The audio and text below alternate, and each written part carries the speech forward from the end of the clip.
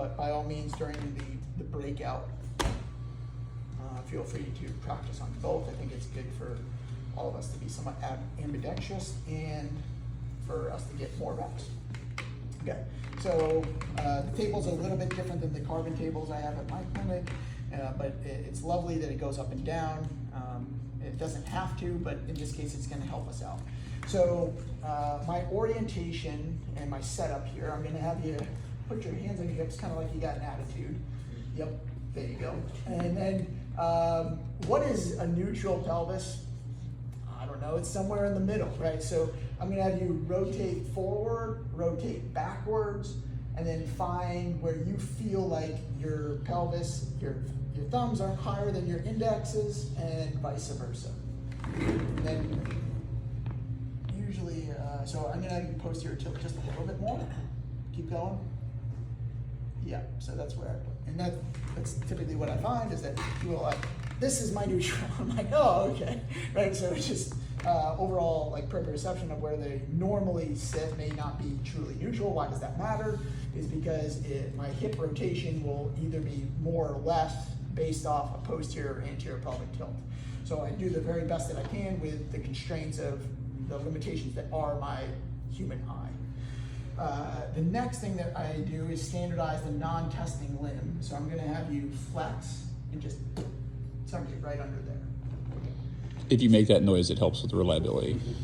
Just kidding.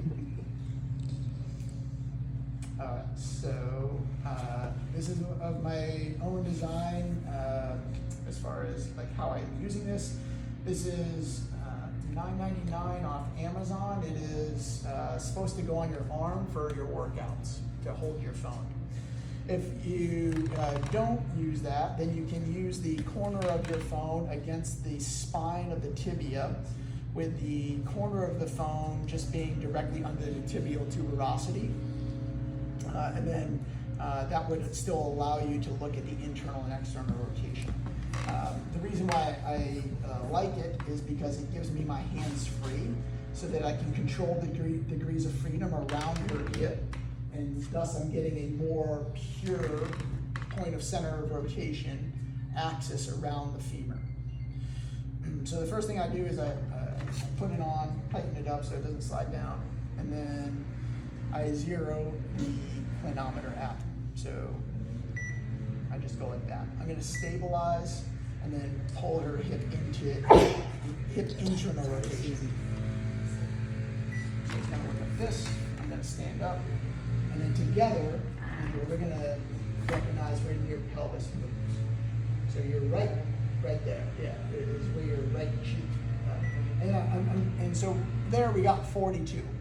This time I'm going to ask that you try and counteract that. Just kind of keep that buttock down and see if we can't get that to be the same. So I always measure twice for each metric when I get to hip rotation.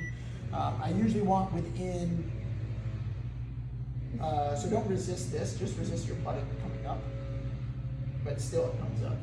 Yeah, so we got 42 and 44, so we'll call it 43. Is that enough? Yeah, it's enough. Yeah. So we could say that we actually don't know, because we need to look at the total arc of motion. So the thresholds would be hip internal rotation. I would say 35 or greater is okay, but our total arc needs to be at least 80 degrees. And 80 degrees is like, if you're sub 80 degrees, that's a problem. So if you want to get an aggregate of, and hold it to a threshold of 90, that would probably be better. Okay, I'm gonna reposition. We're gonna repeat the process. I'm gonna stabilize, we're gonna pull up. Now your other hip is gonna wanna lift, so do your diligence to hold that down, and once you feel like you can't hold it down anymore, and I'll be looking as well, we will, right around there, yep, 57.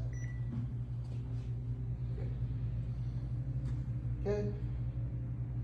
Measure twice, stabilize.